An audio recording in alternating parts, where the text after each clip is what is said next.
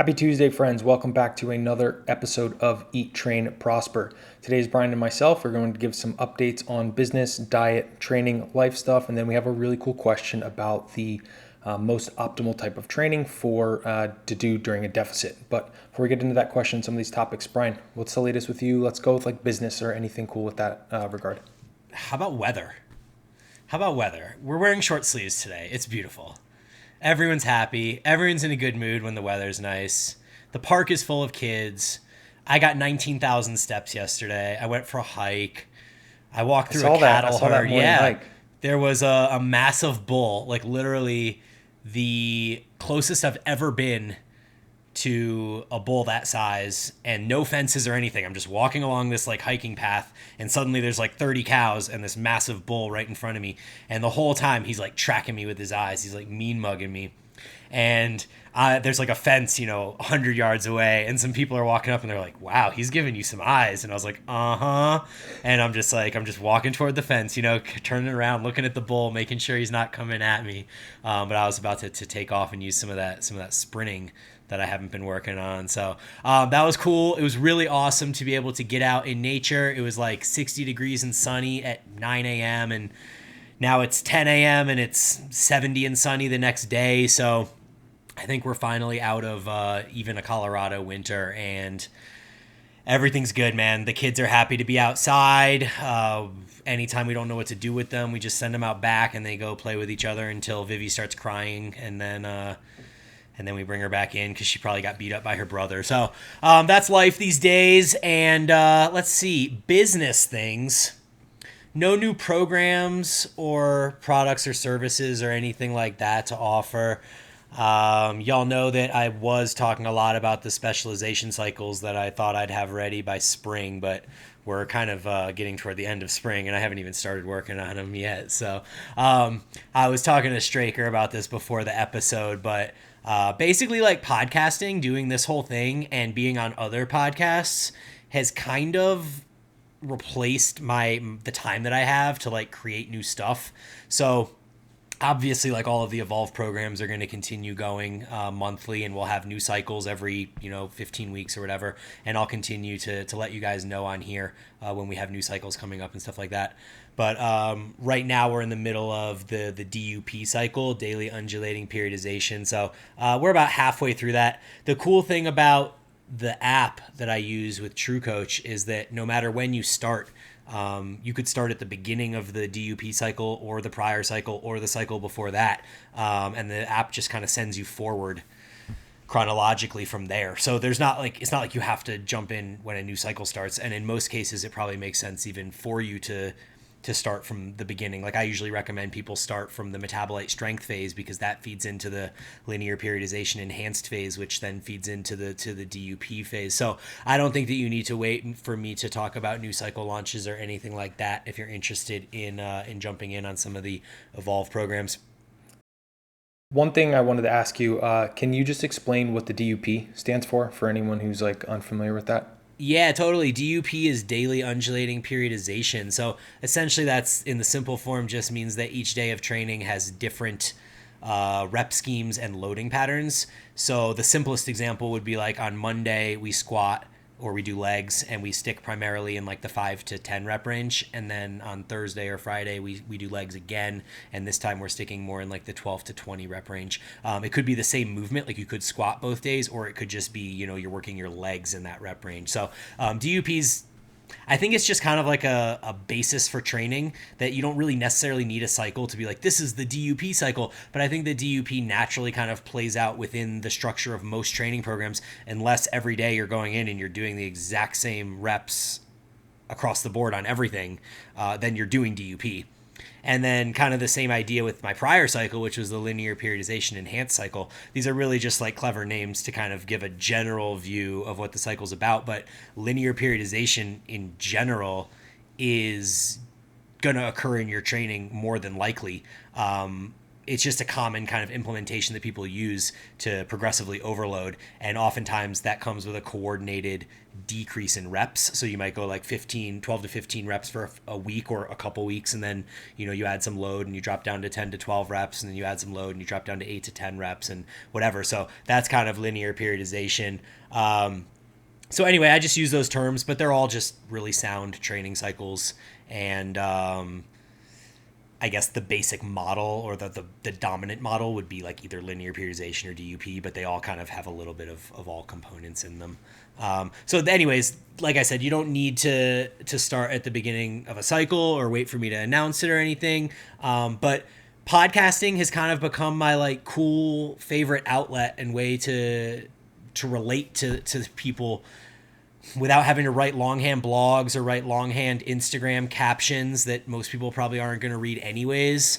So you guys know that I spend most of my time, putting stuff in my story. I like recording my training and, walking updates and diet updates and whatever. So I use my story a lot.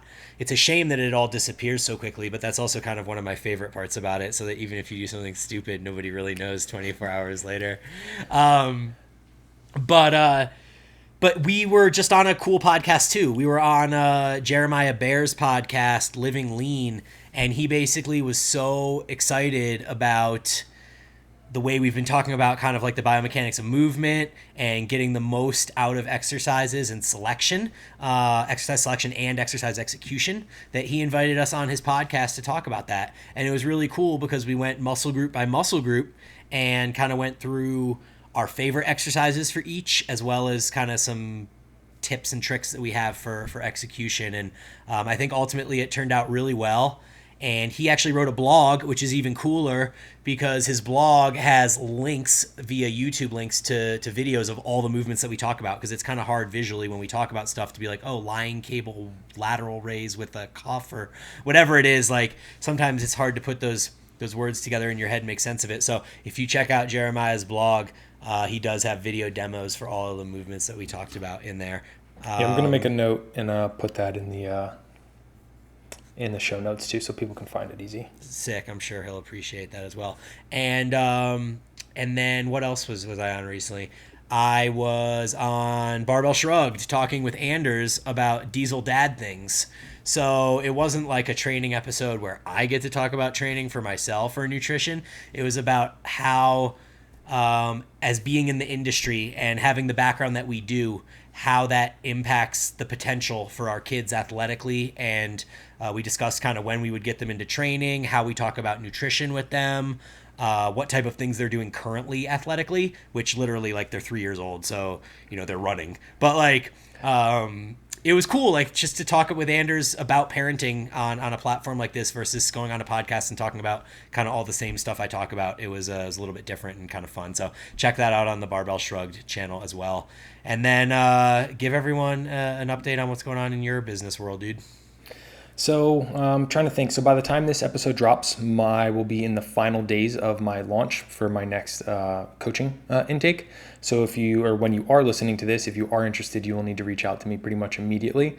And it's how I kind of, about a year and a half ago, coming up on 2 years, kind of flipped the standard one-on-one nutrition coaching model into like a one-on-one plus, what I call it.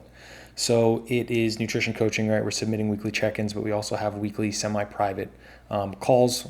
You move through nutritional periodization phases with people in a class. I call it a class because it's really rooted in education. And there's, I thought, okay, well, what happens if I can do people's nutrition, right? Walk them through this and then give them like an education format along with it, so that when we do finish, you really have the education and understanding to stand on your own 2 feet and kind of steer your own nutrition for as long as you like to. So I was, like I said, it's about 2 years since I started it. It's now how the only service I do offer. It's called the Metabolic Performance Protocol. I release it a few times per year, about 4 times per year. It's the only way that I work with clients, and it's been really, really fantastic, consistently turning out really awesome results. I'm wrapping up a class right now. Guys are super stoked on it, so I've been posting about that on my stories. It's up on my website and everything. So like I said, if you are interested, go take a look at that, and you'll kind of need to reach out to me very quickly once this episode drops. So that's one thing. The other thing I have is my kind of complete client check-in system, which is a tool for other nutrition coaches, which is pretty cool. It's something that I built over about a 2.5 year period. It's Google Sheets. So you can kind of do real-time collaboration with your clients, and it is basically a one-time purchase thing to help you manage client check-ins. There's lots of automated average calculations for different things, for reporting 7-day weigh-ins. There's a lot of auto-regulation stuff in there, check-in photos. Everything's presented in a really clean, aesthetic, professional way. So if you are a coach listening to this, online trainer, online nutrition coach, or I guess you could even use it with in-person clients as well, and you are using like spreadsheets or something like that to keep track of your clients, I don't want to sound like conceited in this manner, but I'm fairly confident there's nothing else out there that's better than this in terms of a Sheets format. It's really inexpensive. I sell it for $30. Everyone keeps telling me I need to raise the price, but I just want to get it. Like if someone wants it, I want to be able to get it to them. And you can run as many clients as you want through it. You can run 100 clients through it. You can even use it for yourself. I have some people that just use it for themselves. I mean, it's really simple, straightforward way to make sure that the progress you're hoping for, you're collecting enough data and metrics to help you make decisions there. So those are the business updates for me, and both of those are on my website. You can easily find those. Anything else? Sorry, go ahead. Sorry. I came across your spreadsheet, showed up as an ad on my Facebook feed the other day. Mm-hmm. And there was so much positive commentary about it below. Like I love when my friends' stuff shows up as ads, like when Barbell Shrug stuff shows up, or like any of the other people in our network of people. I always look at it because I'm curious. And there's always like, some like fake spam answers, and then there's like some hating answers, and then there's like a couple good ones. But yours was like all positive. So I was looking through it, and everyone was just like, dude, this is amazing. Like this is the most helpful thing I've ever used. Like you really need to raise the price. Basically things exactly like you said. So it was cool to come across that and see it. Yeah, it's pretty cool. One of the things that's obviously kind of somewhat concerning or scary when you put yourself out there is like the hate that comes back, right? Especially with, if you ever look at the comments on ads and stuff, people are just getting crucified in there. Yeah. So I was super nervous about that, but really it's all positive. Like people are stoked. Like people will buy it and then like a couple days later send me an email about it. Actually, this weekend I lifted with some guy here in Austin who found me through that template, and then realized we were in the same city and working out at the same gym. And he was telling me, he's like, I was putting together my own for my clients, and I saw this, and I was like, man, like $30? Like, okay, I at least have to see what it's like. And then he's like, I bought it, and I was so upset because it was so much better than mine. And he was That's like, amazing. Whatever. He's like, I'm done. Like, I don't have to build this anymore. Here I go. I spent it. And then I released periodic updates on it. Like I just released a big update last month, where you can customize the like placeholder images for like your front, rear, and side. Front, rear, and side photos. So before I was using Goku for a while, and I understand especially maybe some of the women demographic doesn't necessarily identify with Goku. So I allowed it. You can really use anything you want. I added up like 3 custom ones in there, and it's like a nice like fun creative outlet project that I will continue to like release updates and stuff for as time allows for it. So it is something really cool that I just like to give back to other nutrition coaches and trainers and stuff as well. I love it. It's awesome. Do you want to jump into diet or training? Let's talk about diet, because I'm going to go a little philosophical there, Okay. and then let's jump over into training and move on from there. Okay.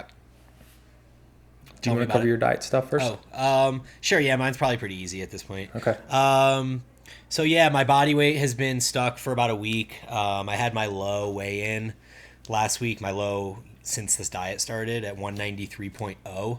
So that would have been 6.6 pounds down from I guess the start point. And then in the last week since then, it went up to like 195 and then 194. And then the last 3 days, it's been 193.6 all 3 days, like literally to the decimal. So last night, yesterday morning, Monday morning, I made a post in my story basically saying that it was time for me to stop with all the unnecessary items of food that I was eating. And I talked about how, the first 4 weeks of diet are are kind of like the honeymoon phase. And you talked about the same thing when you were going through your diet. You're like, okay, I'm 4 weeks in, like it's all been easy, but like now I kind of need to buckle down a little bit more. And that's exactly how I feel. So I made a note in my story that I was still eating like a perfect bar, and that I was having some like palatable snacks and stuff like that. And people were like two people wrote in comment were like, wait, you had perfect bars on a diet? What are you doing? Sounds like the best diet ever, you know? So perfect bars are gone. No more perfect bars. I ran out, ate them all. And I also just am going to stop snacking. Like I said, I got 19,000 steps in yesterday. So I had a really good nutrition day, 19,000 steps. Thought I was going to wake up today a little lighter, but I'm sure the body's just kind of, still stuck in its kind of what is my homeostasis thing. And I'm thinking in the next day or two, I should see the whoosh come through and drop down into the 192s and be right back on track. So it's interesting how, instead of getting discouraged and upset like many people do when they're like, it's been a week and the scale hasn't moved, I haven't hit a new low, blah, blah, what's going on? Like, I just kind of take it in. There's no emotional connection to it. It's just, this is data. I'm clearly not in a deficit if I'm not losing weight. I'm not tracking calories, which probably also speaks to me not being in a deficit potentially. So I just need to do something about it, and that's all you can really do, right? And we're in the lucky position where we're not in a time crunch. So if someone was trying to get on stage and they knew they only had X amount of weeks, then it would be a much bigger deal. But in my case, it's like I'm trying to work through this. I'm trying to lose weight without tracking so that I decrease food focus, and I want to continue doing that for as long as I can. And if I can just do that by now cutting out perfect bars and cutting out snacking, then that's one step in the right direction. And hopefully that does the trick. And if it doesn't, then I'll reassess and kind of take it from there. Yeah, I mean, I think just cutting out the perfect bars should probably be enough to get moving again. Yeah, one a day. I've been having one a day, but that's like 330 calories. Exactly. So if you just yeah. cut that out and eat everything else the exact same, then you're going into half a pound deficit a week. So Yeah, especially depending on what time of the day you're eating that and proximity to different things. Yeah, just by that and cleaning some stuff up, yeah, you should be able to keep progressing nicely there. Yep. One thing that was kind of funny that you pointed out when people were like, "I can't believe you'd been dieting on like a perfect bar," and this is like when you spend like, I mean, your last diet ended in like September, right? Yeah. And then you've been consistently feeding up like Yep. well north of 3,000 calories, probably north of like 3,500 or something like that. Consistent high activity level training. When you're doing things like really well for a majority of the year, 7-8 months at a time, when you do go to diet, things generally just work unless you have some large, health issue or physiological issue going on. We, looked at your labs, we're pretty good there. So we know that like it generally just works when you do kind of start cleaning things up and start Yep. high, which is nice. Yeah, for sure. I mean, without tracking, I don't know, but I would guess that I'm starting my diet just below 3,500 calories. Like I was probably between 3,000 and 3,500 most days. Mm-hmm. And then now by cutting out the perfect bar and some other snacking stuff, maybe I drop to 3,000 or 2,900 or something like that. But I should be able to continue progressing down that way. Yeah, and that's a lot of food. Yeah. Right? Like there's no real hunger unless you're purposely scheduling something. And like what you do, you generally eat dinner by like what 6:30, 7. I actually like going to bed kind of hungry when I'm dieting. It kind of makes me feel good, like I'm accomplishing something. So Okay. that's one thing that I actually haven't been experiencing in the first Mm-hmm. 4 weeks. So that I think when I start instituting kind of like a smaller dinner piece, like a little bit less starch is kind of my first focus with dinner, is keeping the protein and making sure that I'm eating vegetables, but having the starch. And then that way I usually do, like last night I went to bed with my tummy kind of grumbling a little bit. And I like that. Like I don't want to be starving, but I like to affect your sleep. because it'll affect my sleep. Exactly. But I like to kind of have that ping where I'm like, ooh, I could eat right now. And then I'm just like, no, I'm just going to drink some water and go to sleep, So that's a good feeling for me. Yeah. Ironically, I kind of have the opposite problem. I just don't do. I get caught up with work or calls or things like the podcast, right? And I end up having to like get a lot of my food in the like 6:30 to like 9 time frame. So I'm like definitely usually eating at 2 full meals in that time frame. Oh, wow. That's crazy. Yeah, That's so like the opposite of circadian rhythm stuff too. Yeah, it's like it's objectively worse for my Yeah. goals. It's just I need to better manage my schedule and get food in a little bit earlier. So it's kind of funny there. Anything else for your diet? No, but you train later in the day too, so it's probably not Yeah, as big of an impact. I'm generally training around like 2-ish, like anywhere from like noon to 4, Yeah, depending so on if the you day. finish training at 3 or 4, then that 6 to 9 p.m. feeding is kind of necessary in many ways. Yeah, Whereas I'm usually done training. Like right now, I just finished training before our podcast. So yeah. if I can get the majority of my calories in before like 4 or 5 p.m. and then have a small dinner, then I think I'm in a much better And a lot of position. that impacts your hunger signals as well. So Yeah. when you're training at 9 a.m., like you have increased uptake post training, and then your hunger is a little bit different. Whereas mine, like I'm hungry in the morning, but it's at like that meal 2 and 3. I need to kind of be like, oh shit, I need to get that in. Mm-hmm. But it's again, it's just for me, like when which I'm going to get into here in a second. Now that I've been like a little bit loose and lackadaisical, and I haven't made any progress probably in about like the last like 10 days or so. And it's time. I'm like, okay, no more, having my last 500-600 calorie meal at 9:30 at night. I Mm-hmm. need to plan, set alarms on my phone just to move things up so I can just continue to make progress type of deal and stop repeating these not For productive sure. cycles. No, for sure. I feel that. Well, that probably feeds into some of your dietary thoughts as well. Yeah, so mine's are going to be a little bit more philosophical, and with talking about my diet here. So bear with me, guys. Jenny, who's my girlfriend, and I were talking yesterday. So we had friends in town this weekend, and generally, what that means with like friends in town, you're off your schedule a little bit. So like my training schedule gets altered. We went out to dinner at a barbecue place here, a very popular barbecue place called Terry Black's on Friday Um, evening. And even though I got like made best decisions I could, I went with brisket, which was like the leanest option they had at the time. I got green beans and rice. It's still like afterwards, I could feel that feeling in my stomach. the oil. Just super fatty, the oil. Yeah. Yep. And then on Saturday, we're out on the boat hanging out, and then we got a late dinner at this Mexican place. And again, I got shrimp and chicken fajitas with corn tortillas and some like fajita vegetables, onions and grilled peppers. But again, the oils, the Mm-hmm. fat. And then on Sunday, we got like a brunch out, and I got like a pork shoulder, sweet potato and scrambled egg type thing with like some pico de gallo.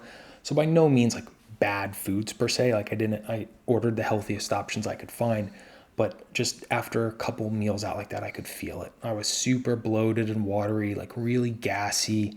And I just like, it really puts like a damper on Mm-hmm. these sorts of interactions, like when friends come into town, because I know it's going to be associated with feeling like shit, not progressing with my diet or the phase I'm in. Right, my weight was up like about 2 pounds, and I know none of that's realistically any fat, but it's just increase in inflammation, which then impacts my digestion. And I know it's like going to take me another 4 or 5 days of these things to really clear, get back on path.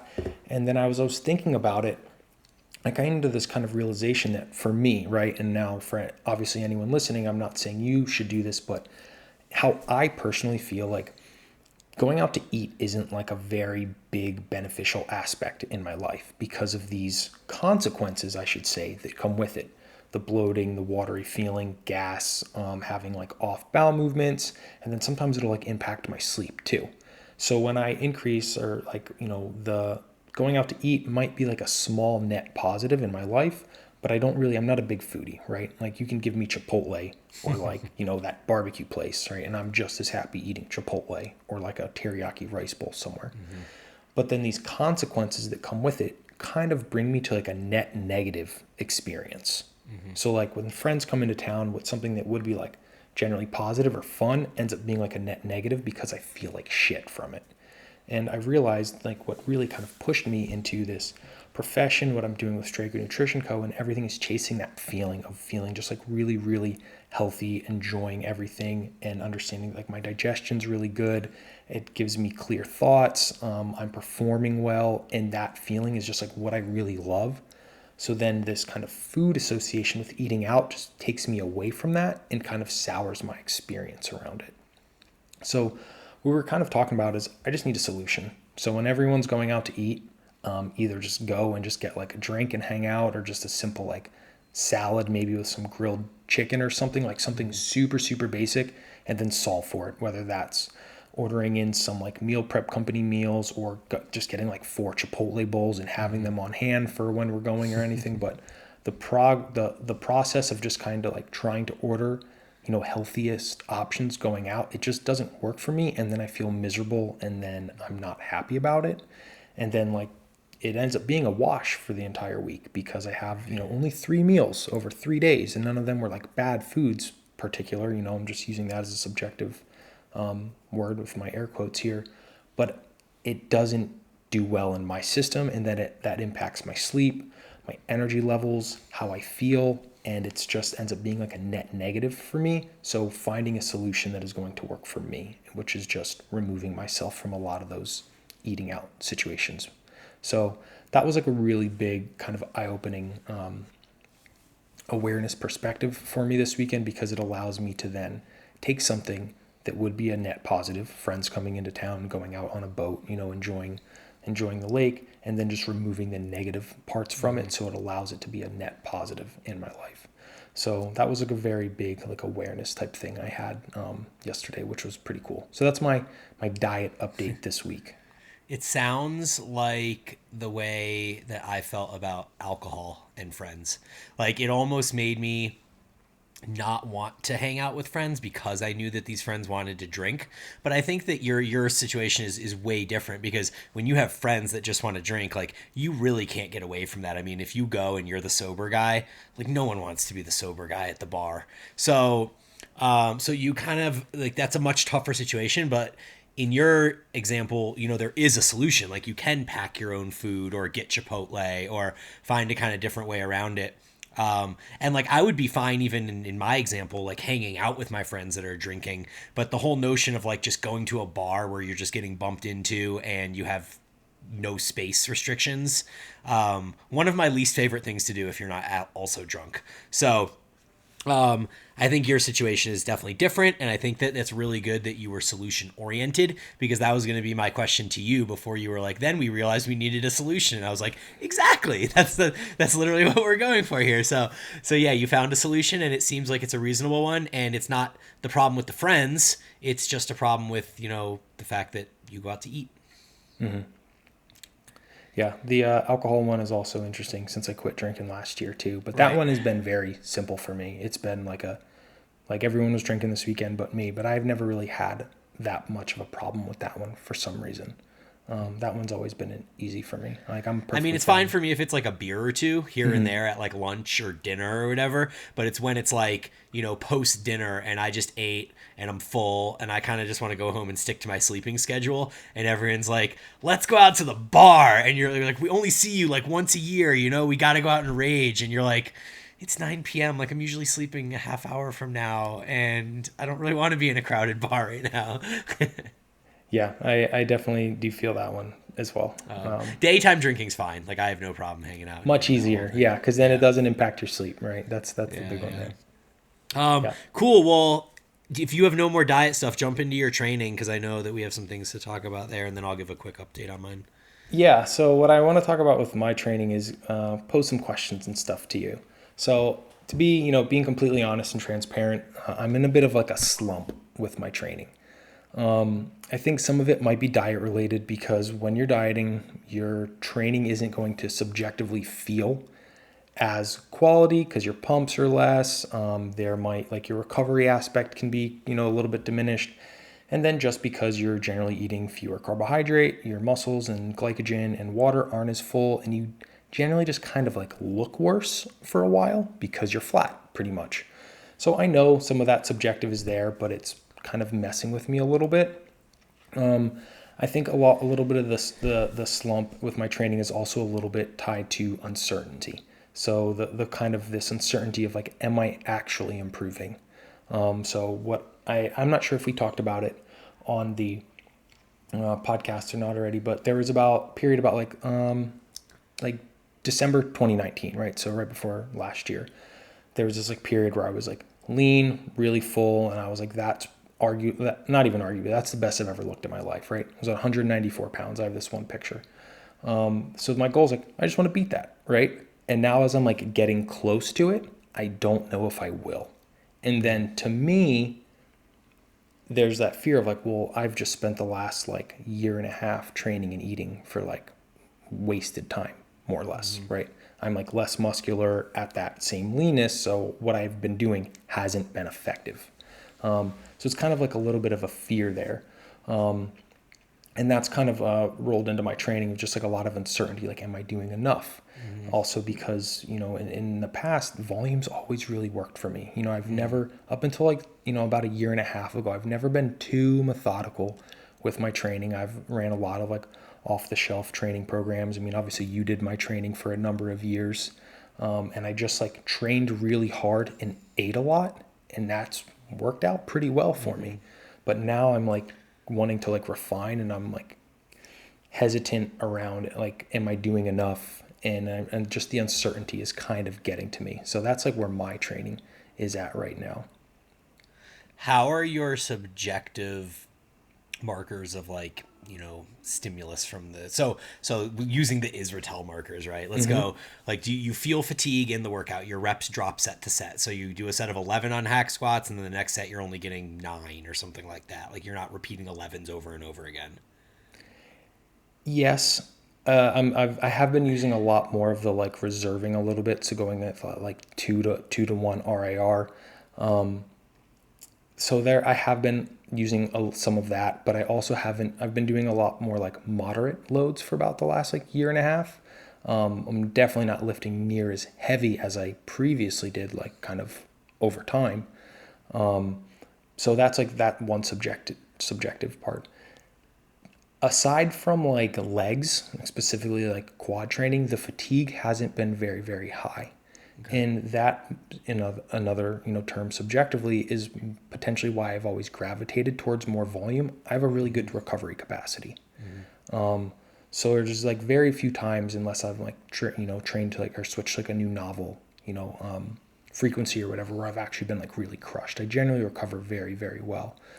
So I feel I've been doing like a lower volume just to kind of test things out, but I'm like weary that I'm like, okay, well, I just did all of this, like especially like shoulders or back, and there's never any kind of like fatigue or soreness there. So there's that one. And then like total fatigue has never been too high. And I think that's a Systemic little or bit whatever. Yeah. systemic. Yeah. I And wasn't that's really talking about that too much. Yeah. Okay. I was more just talking about like in session fatigue, like peripherally in the local musculature. Like, one thing that you can all, you train hard. I know you train hard, but if you see people that are repeating, they're like, okay, 315 on the hack squat and they get 11, and then they take a 2 or 3 minute rest and they get 11 again, and then a 2 or 3 minute rest and they get 11 again. And you're kind of like, I don't know, like if you're really getting 11s every time, like, did you really push hard enough? Because what you want to see is you want to see those reps drop, because there should be cumulative fatigue. So that's kind of where I was going with that, like in session performance. But then there's like post session fatigue, like, are you kind of not limping out of the gym, but as you walk down the stairs of the gym or up the stairs, do you feel your legs or whatever muscle it is, that it's fatigued post workout, that you can tell that you worked it a few hours later? And that's the thing is, a lot like recently, no, not really.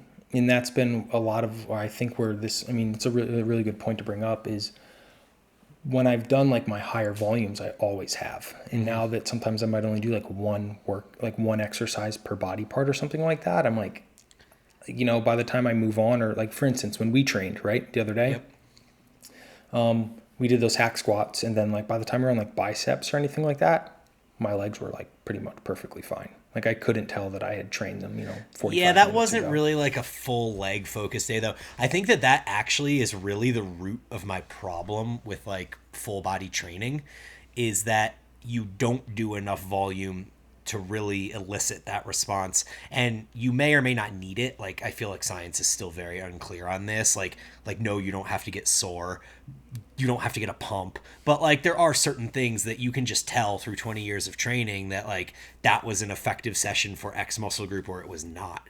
And I would say that if I just had sessions where we did a set or two of leg curls and a set or two of hack squats and we called that leg day, or we called that legs, and even if we did that 3 or 4 times a week, like I don't know that I would really feel like I was training legs properly.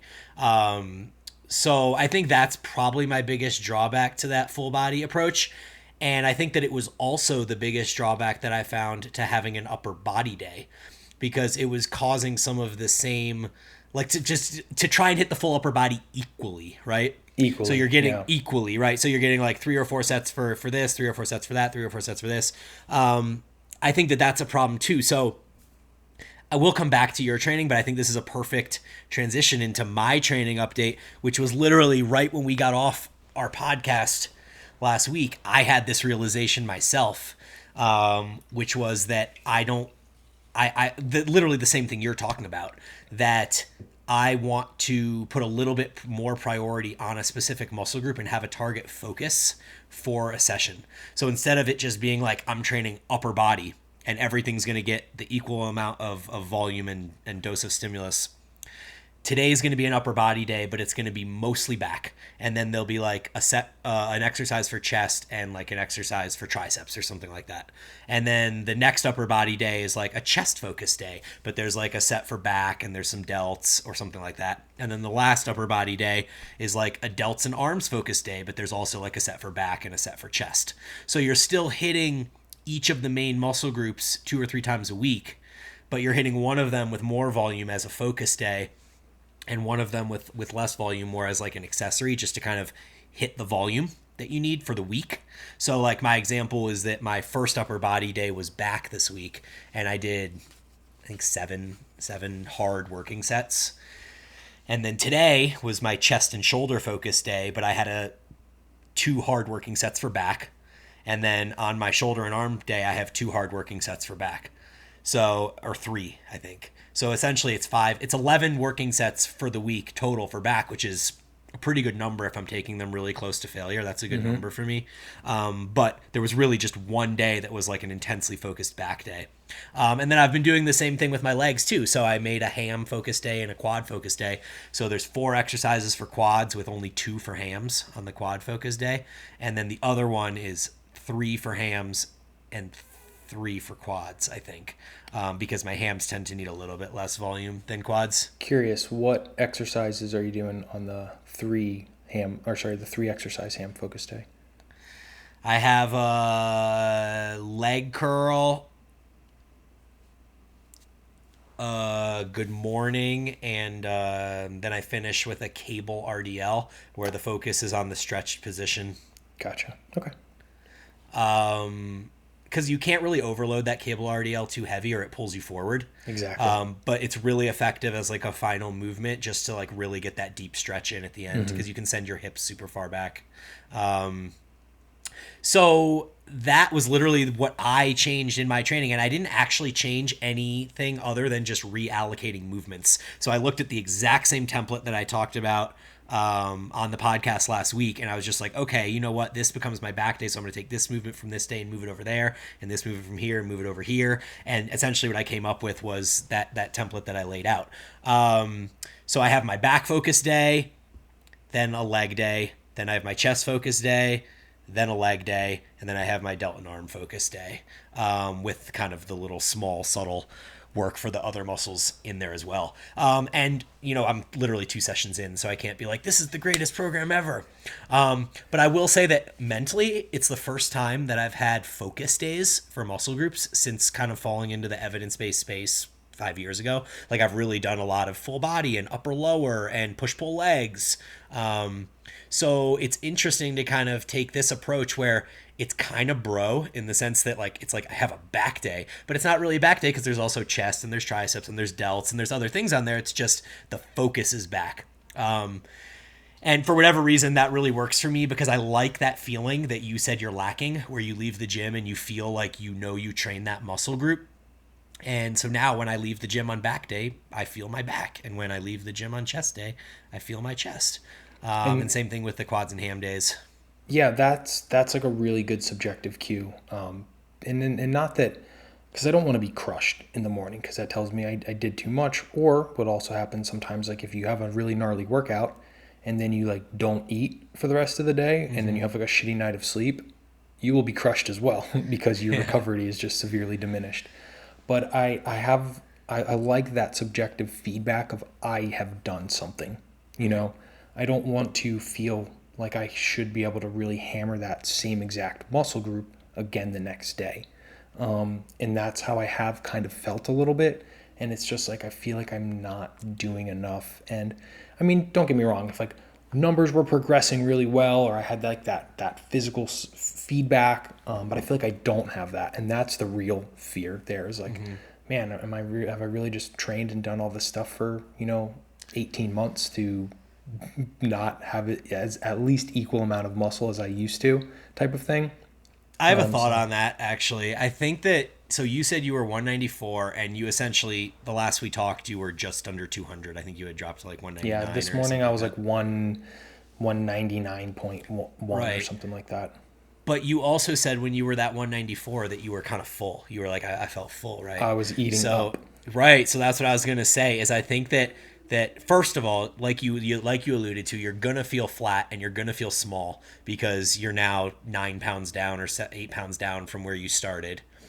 And you've been in a deficit all this time, so you really don't have any glycogen filling your muscles out. It's not like you've had massive refeeds. Like you had those odd days this weekend where you ate out, but that just caused you inflammation. It didn't really Yeah, like replenish glycogen, so to no. speak. So I think that if you literally got down to 192 and then you ate up to 194, 195, I almost guarantee that you would see a better version of yourself than you see on the way down. Yeah, So I think that that's important to keep in mind. It's really easy for you to let your mind play tricks on you after a weekend where you feel like shit too, because you're all like down on everything. You're like, fuck life, like fuck training, fuck my diet, just everything. I don't want to do any of it. I just want like someone to hand me the golden platter and be like, this training program will work and this diet will work and you will gain muscle. that what that's funny is that's exactly what it is. So it's been raining for like, I shit you not, like 10 days straight That's here. what I heard. Yeah. There was like a glimpse of opening when we went on that boat in the afternoon. So we went on the boat from like 4 to 8:30 because it literally rained all day. But I like, yeah, it's like it's been raining. The sun hasn't been out. I haven't really been enjoying my training, and like training is literally my favorite thing in the world to do. Like if no one was around, if I was to take like a 7-day vacation by myself, the first thing I would do is wake up, eat, and go lift weights. Like For sure. that It is, sets the tone for the day. Yeah. and yeah. But because of when my favorite thing to do, it hasn't been like giving me that same joy. It just diminishes how I feel about the day and stuff like that. So I think that's where a lot of it has kind of gone in with this slump, and then with the weekend and being off, doing what makes me feel really good, which is like eating all that high quality food. It's just kind of all kind of spiraled together for me for kind of crappy couple days. Yeah, I mean, it's hard to remain optimistic with the rain, and then when you feel like shit, it really does affect like that dopamine balance in your brain, dopamine serotonin balance. So it doesn't surprise me that you're kind of feeling down on these things right now and like doubting stuff and just having kind of negative emotions around it, because we've all been there and gone through that too. Yeah, cool. Anything else you want to talk about training wise before we dig into this question? No, I don't think so. Do you have a direction that like? Do you feel like you found any clarity through this conversation? I mean, definitely. It always helps just talking about it. And I think it was cool just to be kind of like open and vulnerable on the podcast because I'm sure a lot of Yeah, people, find themselves through appreciate that. this. And Yeah. one thing that was really funny is what you said, because I was like literally digging online, reading different things, looking at programs and thinking like there's going to be some program that's just going to like, here you go, Aaron, like No. here's the simple program that's going to make it all No. better. And it doesn't, I mean, it's hard to put a program that's going to be really good for everyone across the board, right? A lot of programs are written for like a specific type of person, and that will be very, generally good for like your, standard deviation of like, what is it, one, which is like 95% of people or whatever, Yeah, or two standard yeah, deviations, like 97.5. But I mean, at the point we're at, right, when people are writing programs, they're not thinking about, Brian Borstein and Aaron Straker, who are, in their mid 30s, have been training for 20 years and stuff like that anymore, and have their like imbalances and things like that. So that's another really good point. I had one other thought and then I just lost it. Let me just try to gather it for a second. Yeah. Oh, so I know what I was going to say. So when you start thinking about what you need to put together in your program to individualize it to Aaron, you know that you have muscle groups that need more volume than others. You referenced your back and your delts, right? So what I'd encourage you to do, I do this drill for myself, is write down just simply the muscle group and then how many sets you think you need for that each week or each microcycle or whatever. And then split that across days. Don't even assign exercises or think about exercises or anything, because you can do that at the end. But just take the volume that you need and then assign it across like a 4 or 5 day microcycle across 7 or 8 days or whatever it is. And that's really the first start that you need to do, because once you understand that your back and delts need more volume, then you need to have a split that accommodates that. And if you're doing a full body program, it's going to be really difficult for you to fit in that extra volume for those muscle groups that need it. And then, on the other side, in contrast, your chest doesn't need a lot of volume. So you can probably either sprinkle, a set or two on 3 different days, or you could probably just have one day and do 6 sets. And then you don't have to worry about chest the rest of the week. It's mostly just like on maintenance volume. So there's a number of different ways you can kind of slice that pie up. But I really like the drill of writing down muscle groups and volume and then sending that out onto different days of the week. That's exactly what I'm gonna do. What's funny is this morning I woke up and I've been wanting to read James Krieger's Volume Bible for a couple weeks, and like this was like the catalyst I needed for it, because I'm like, perfect. So I've been it's long, it's big, Yeah. but I spent like a couple hours digging through that this morning, and I'll continue to do that over the next couple days, and then by the weekend, but that was the exact approach. I'm going to okay, this muscle group, I'm going to shoot for this target, Yep. and then split it out across days and try and do it in a non 7-day cycle. Yep. De-stress a little bit when you don't have to worry about that calendar. Exactly. I like it. All right. So we have a question. Do you want to read it out? Yeah, I'll read it out loud. So to cue up the context, this question pertains to a calorie deficit, a cutting phase. So the question is, would it be more appropriate to focus on hypertrophy work in higher reps or a higher rep range rather than strength work and a lower rep range with higher weight because of the decreased energy intake? Or what would be the best way to train in a deficit and why? Cool. So this was a question that came to me on DM. I hadn't like an immediate reaction to it, and I think that after thinking about it, I think my immediate reaction is still my preferred kind of response here. So essentially what I said is that we want to train in a manner that limits 2 things. It limits systemic fatigue, and then it also limits training in a manner that utilizes fuel sources that we don't have available to us during a diet. So an example of this would be glucose or carbohydrates, glycogen, right? We don't have a lot of it when we're in a cutting phase. High rep training is very glycogen dependent. The more that we end up breathing at the end of a set, that we're out of breath, that we're kind of just, we have to recover cardiovascularly, that's going to use primarily glycogen or glucose fuel, right? So we don't want to do that, because when you're cutting, you just don't have a lot of it. Alternatively, you don't necessarily... Actually, let's backtrack a little. Systemic fatigue's an interesting one. The common knowledge, and what I was about to say, is that lower reps are going to cause higher systemic fatigue. That's actually not true. I think we mentioned this once on the podcast, but when you do a set of 20 reps to failure, you are now failing at a weight that is lower than when you fail at a set of 3 to 5 reps. So even though that set of 3 to 5 reps is way, way, way heavier, when you fail at 5 reps at 300 pounds, you could still lift 200 pounds. You just can't lift 300 pounds anymore. But when you fail 20 reps at 200 pounds, you now literally cannot lift 200 pounds anymore. You can lift maybe 150 pounds. But that's significantly more fatigue that you've created than when you do the lower reps. The reason I think people associate systemic fatigue with lower reps, and the reason that I was going to go there in my response just now, I think it has to do with mental anxiety and build up for the set. So when you're about to put a heavy ass back squat on your back for 3 or 5 reps, there's legit anxiety that goes into that. Like, you know how tight you're going to have to stay and how hard you're going to brace. And those are capacities that I don't think you want to dig into when you're dieting, or especially deep into a diet. You don't want to be having to brace under extremely heavy loads of compound movements, because you just don't have enough fuel to put yourself through that mentally or physically. So I don't think that high rep stuff is great for the fuel utilization side of things, and I don't think low reps are great. By the same token that I don't think high reps are great, I don't think supersets and drop sets and giant sets and circuits and stuff like that are great either, which I think is a little counterintuitive to what we would have seen in like the 1990s and early 2000s, where the common approach was to be like, oh, you're dieting, let's do sets of 15 to 25 so that you burn more calories. True. You will burn more calories when you do sets of 15 to 25 reps than you would in sets of 8 to 12.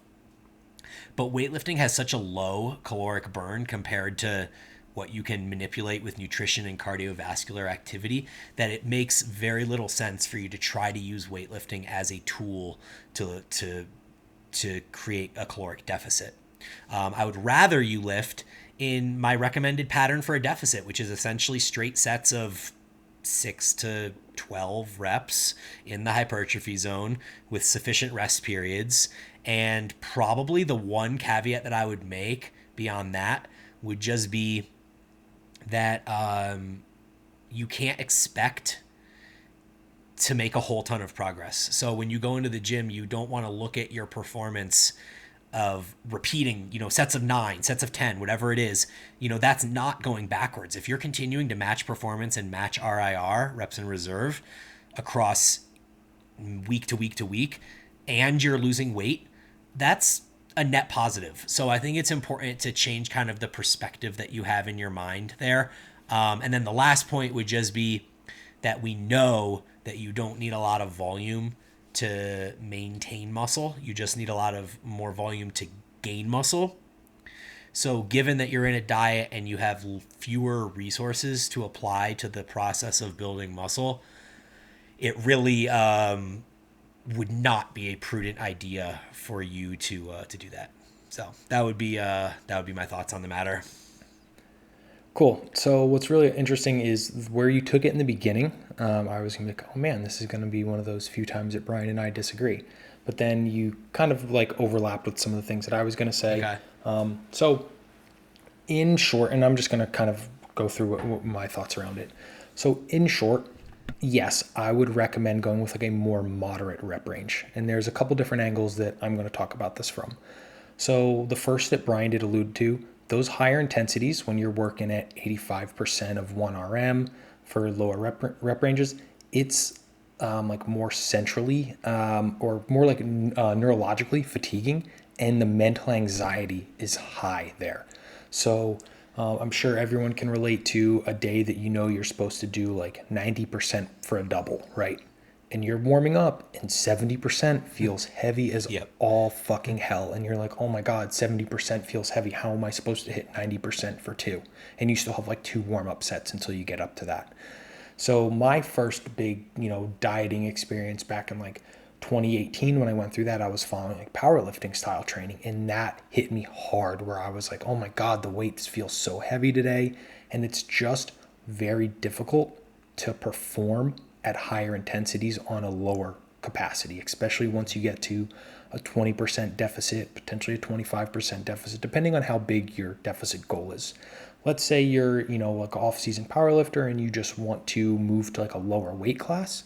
You can just stretch out that deficit over a longer period of time, make it much, a much more simple, and not even say simple, a smaller calorie deficit, and then just extend it so that you aren't necessarily operating at such a large deficit, which will help you there. So that's the first part. That harder training, especially if you're really dieting for like body composition or something like that, it's just hard to train really heavy from a mental and kind of neurological standpoint. Second important part, joint integrity. So higher intensities are going to put a higher strain on your connective tissue, and in a deficit, your total recovery capacity is diminished. So our joints and connective tissue, the majority of them at least, get blood flow through movement. So this is why when you're warming up for maybe Olympic weightlifting or even powerlifting and your joints are all stiff and sore when you're like deep into a training block, they feel a lot better after like 20 minutes of end range movement and warming them up because you're getting more blood flow through those joints. So when doing a more moderate or higher rep approach, just through your natural training, not only are your joints under less total load, which is going to be generally better for how they feel, you're also doing more movement, which is going to get more blood flow through the joints, bring some more nutrients through your joints and help them feel a little bit better. That is primarily the number one reason why I would recommend kind of increasing rep range a little bit, is to preserve joint integrity, specifically because you're at a decreased capacity to recover. And what we find is a lot of injuries happen with calorie deficits. And then the last thing I was going to say, which Bryan did allude to, is on your muscle glycogen utilization. So again, the more moderate rep range and doing more higher heart rate stuff will be a little bit more glycolytic. But what Bryan brought up was very, very relevant. You don't want to push to like the maximum rep ranges. Let's say maybe you do want to experiment, look into some of like Lyle McDonald's like Ultimate Diet 2.0 stuff. Like I've done some of that, and those depletion workouts are awfully nauseating, because that's what happens when you like deplete muscle glycogen. You get nauseous, you get sick, and you're trying to push yourself when there's no real muscle glycogen left, like you're diminishing yourself. It's awful. I wouldn't recommend doing it like for an extended period of time, especially if you do have time to plan your diet. It's not, it's effective, yes, but it is a very like physically taxing and nauseating, really. So what Bryan brought up there was really, really beneficial. We don't want to completely deplete the glycogen stores, because one, your training eventually will kind of turn to shit. Your reps will only fall off. Your performance will only fall off. And it's just very difficult on the body. So kind of in summary for myself, avoiding the two what's the word, like maximums and minimums. Like don't go super heavy, super low. Yeah. Extremes, sorry, thank you. Don't go super heavy, super low reps. Don't go super light, super high reps. Find a decent range in the middle. Probably like Bryan said, 6 to 12, maybe 14 type of rep range is probably going to give you a little bit of still being able to push weights, but not feeling completely terrible or having the mental anguish of like, how am I supposed to hit 90% for 2 today? Yeah, totally.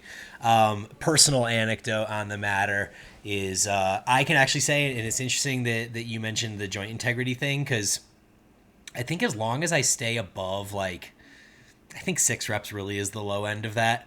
And as long as I'm keeping a rep or 2 in the tank as I'm dieting, I'm not usually going to be pushing to failure. What I usually find works really well for me is in the beginning of the diet to stick in that like top of the 6 to 12 rep range. So maybe it's like 9 to 12 for the first 6 to 8 weeks. And I actually like lowering the reps as I go through the diet, mostly because I find it really hard to progress with higher reps when I'm in a glycogen depleted state. It's like, I can do sets of 12 and they just drop off really quickly. Like the first set might be 12 and then it's like 9 and then it's like 7. And if I just kind of hang out in the more like 6 to 8 or 6 to 9 rep range in that super depleted state, I can maintain performance a lot better across sets. Which I think makes sense because you're definitely using less of a glycogen resource there, and the you're not getting like a pump or anything like that. You're really just playing to mechanical tension. Which, to wrap up my point from before, which I think I lost my train of thought on, the volume, is that you just don't need a lot of volume to maintain. So when you're in a deficit, that's something that you should use to your advantage, and understand that because you're going to have lower motivation and because you're going to have less mental focus for longer sessions and longer sets, That's sticking to mechanical tension in the slightly lower rep ranges, but not too low that it's going to affect your joints. I think that's a pretty good sweet spot to be as kind of the diet wanes on. Yeah, I mean, you sum that up really, really well. The only kind of last thing I do want to add on that you added with the volume, there is things we see with going catabolic in deficits where your glycogen's depleted and your body will basically catabolize lean muscle tissue to use as a fuel substrate, which again, why you don't really want to be doing any sort of significant training fasted, doing super low carbohydrate diets with glycolytic type activity, like lifting weights at a moderate to even more than moderate type of thing. So generally, keep training like what Bryan said in those rep ranges. Focus your efforts for the fat loss portion on things like sleep, recovery, and nutrition, and you will breeze through your diet pretty well. Yeah. I think we've been pretty upfront about our prioritization of kind of higher carbohydrate dieting. So even if, a male like my size or your size is kind of toward the tail end of a diet and is plus or minus 2,000 calories, we'll say, at like the very end, if you have your body weight in protein grams, that's like 750 calories from protein, and then if you have the bare minimum of fat, which maybe is 500 or 600 calories from fat, that puts you at like 12 or 1,300 calories. So I would really make sure that you're getting the remainder of those in carbs. Like if you have 700 calories to go, that's 175 or whatever grams of carbs, which isn't a lot, but when placed around your workout, like if you have 50 of them before the workout, 50 during, and 75 after, that's almost how I would use carbohydrates personally. How would you use carbohydrates if you only have 175 a day? How would you use them on a workout day? Like personally for a client. Both. Quick, All quick right. answer for both. Yeah, so I'll be very upfront. If a client only has 175 grams of carbohydrate on a training day, we are not doing any intra-workout carbohydrate Okay. because it just like makes adherence so much harder. Yeah, no, I get that.